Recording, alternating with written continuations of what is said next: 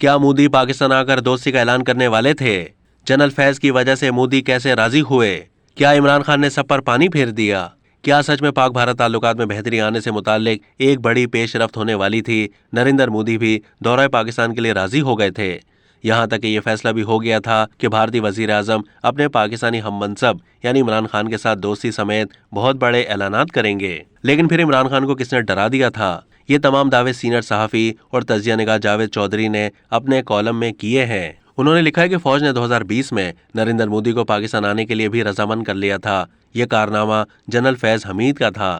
یہ ایک عرب ملک میں بھارت کے national security advisor Ajit Doval سے متعدد مرتبہ ملے اور یہ فیصلہ ہو گیا کہ نریندر مودی 9 اپریل 2021 کو پاکستان آئیں گے۔ مودی ہنگلاج ماتا کے پجاری ہیں، یہ سیدھا ہنگلاج ماتا کے مندر جائیں گے، وہاں 10 دن کا بھرت رکھیں گے، واپسی پر عمران خان سے ملاقات کریں گے، ان کا بازو پکڑ کر ہوا میں لہرائیں گے اور دوستی کا اعلان کر دیں گے۔